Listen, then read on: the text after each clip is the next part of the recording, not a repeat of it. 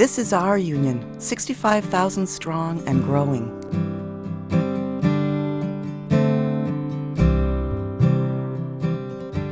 The seeds were planted many years ago. We've made it stronger. We've helped it grow. We've reaped the benefits and enjoyed many rewards. Our victories are Alberta's victories. We'll shape its future, so let's honor the past. They did not know the future, least they knew their past. Gathered with their loved ones and they tried to make the best.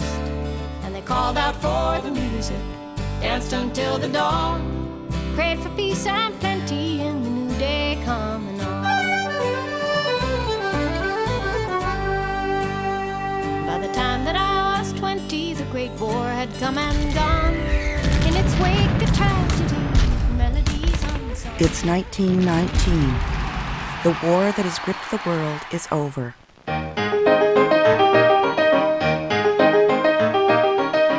The time is right to rebuild and refocus. In Alberta, the economy is booming. Cities are growing, and there's optimism in the air. Wages are rising for everyone. Almost everyone. Government workers have a different story. Your wages are falling behind, and it's harder and harder to make ends meet. Unless you have friends in high places, you'll never get a raise or a promotion.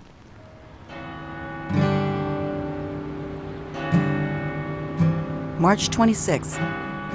A small group of government workers meet in the basement of this church.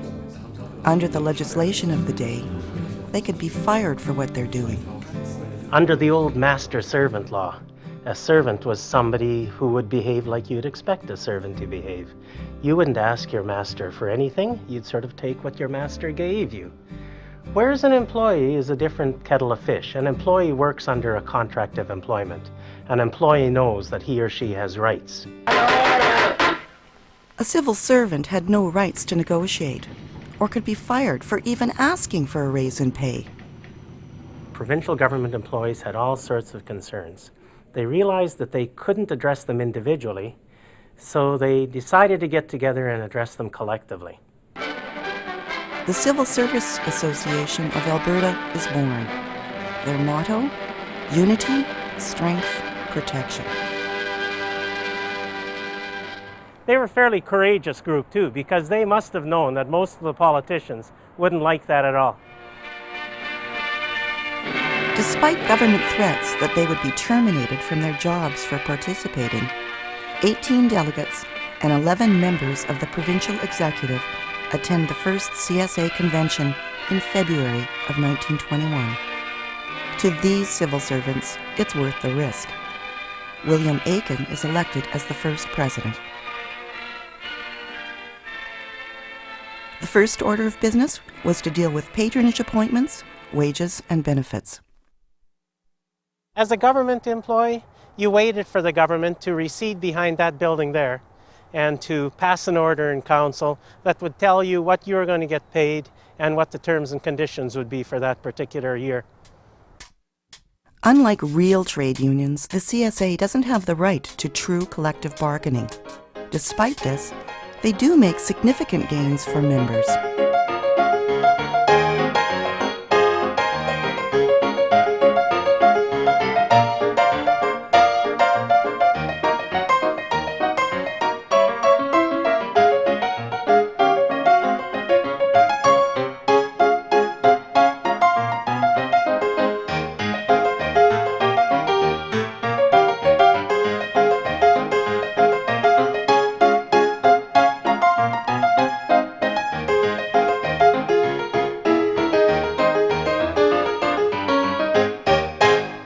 By the 70s, CSA membership nears 30,000.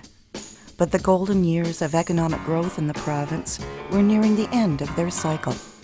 There's a lot of belt-tightening, and often the government's own employees are the first to feel the pinch.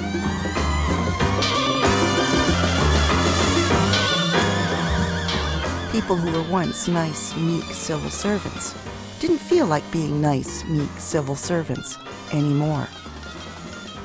You also had an end of that age where employers could pretty well pay whatever they wanted to get employees.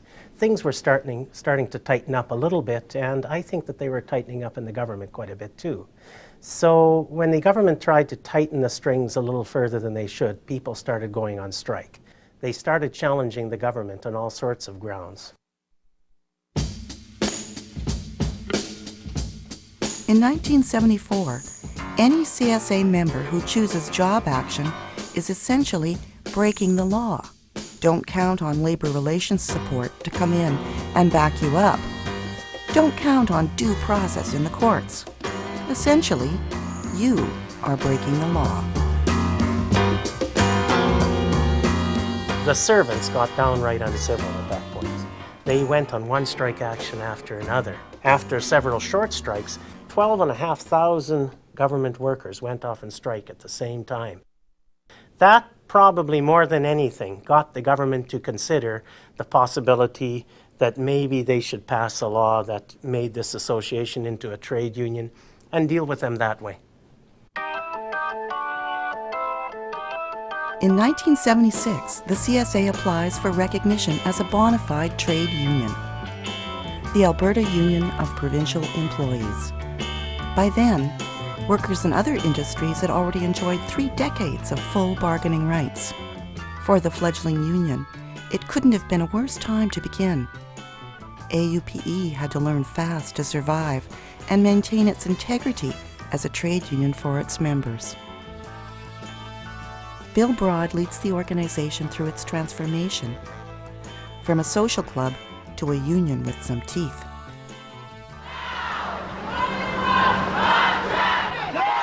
The federal government had just instituted wage and price controls, and the Alberta government had enacted the most restrictive labor act in the country, PSERA, which again restricted government employees from acting like a trade union and enjoying the same rights as other workers.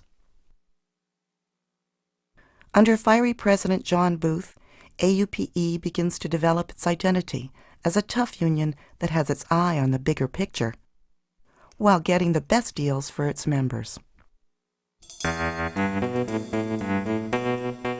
It promises support for any union member who wishes to run for election.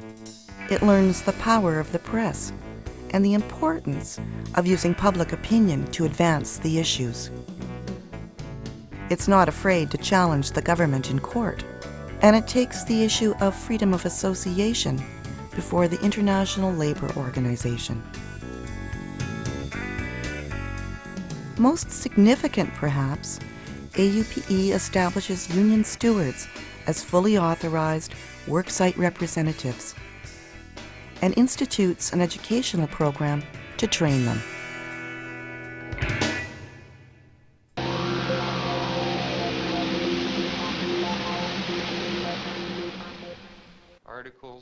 In 1977, they also set a first in Canada. As their momentum grows, so does their membership, almost 43,000, half of them women. By convention of 1979, AUPE is ready to take back some of the ground they lost during wage and price controls. When the government sets their employees' raises at 7.5% to 9% and gives themselves a 47% raise, the stage is set for a showdown. When questioned as to how they could justify limiting their own employees to 7.5% and 9%, when they were raising their own pay 47%, one of the ministers said, well, comparing our pay to the pay of government employees is like comparing apples and oranges.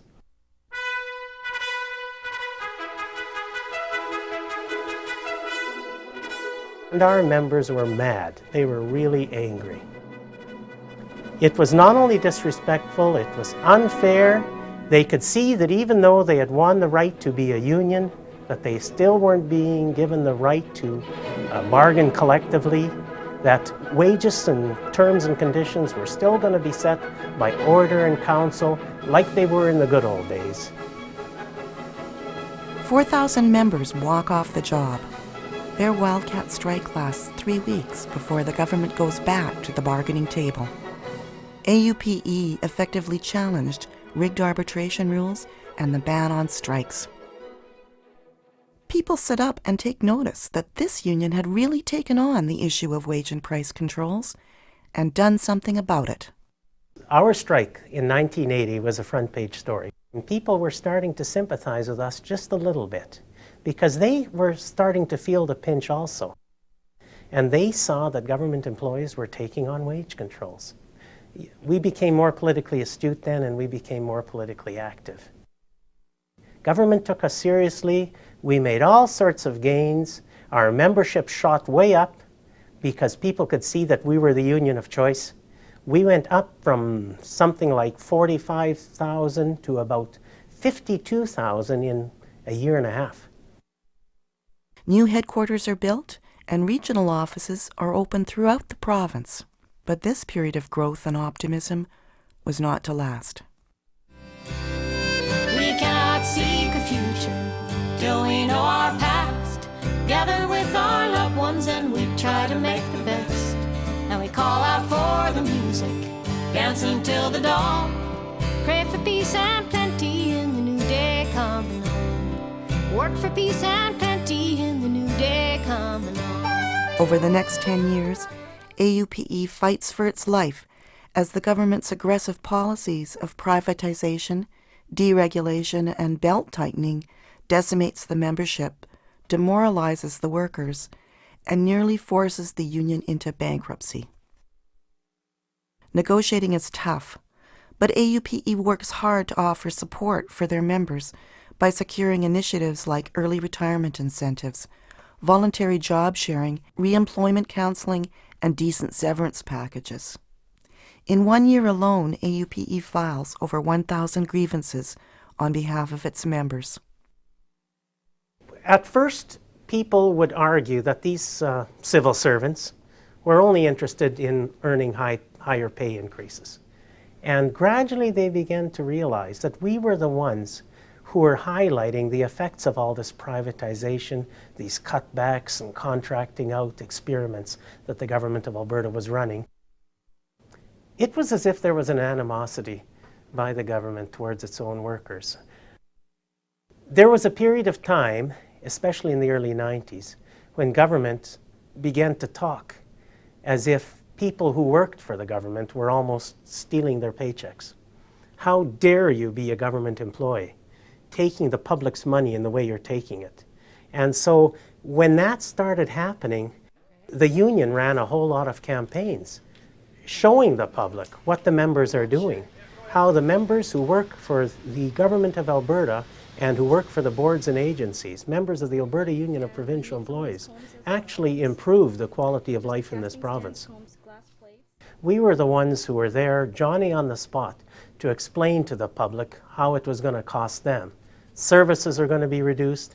They were going to start to pay user fees for things that used to be paid for by tax money. By the time the 90s arrive, the Ralph Klein regime really picked up the pace by announcing a 20% cut across the board, including boards and agencies that depend on the government for their funding. Every government job is an expendable job. We warned the public what all of this cutting back would amount to, that the Alberta they knew would no longer exist. He held his ground firmly for almost 3 years. It wasn't until November 1995. For all of the union's campaigning, nothing could force Ralph Klein to change his mind.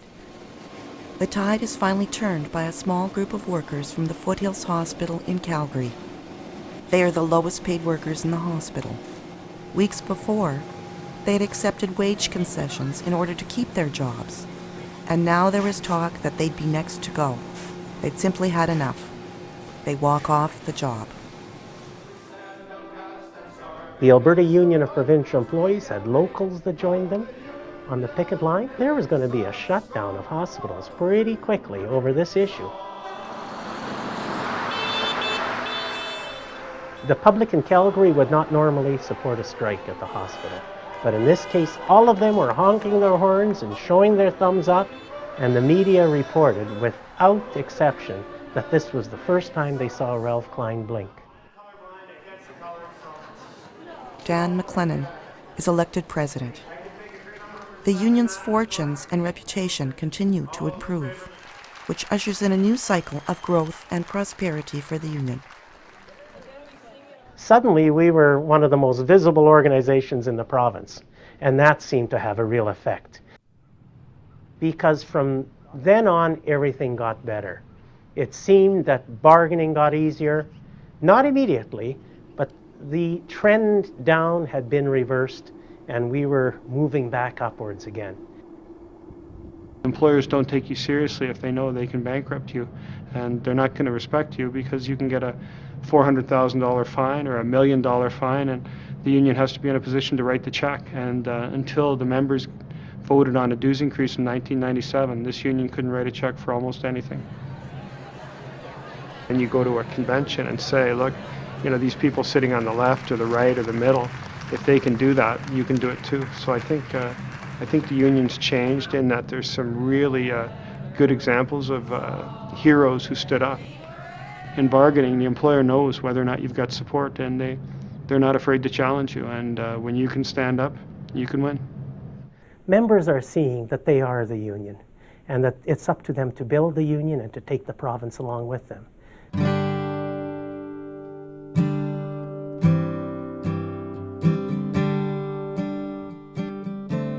We are the union.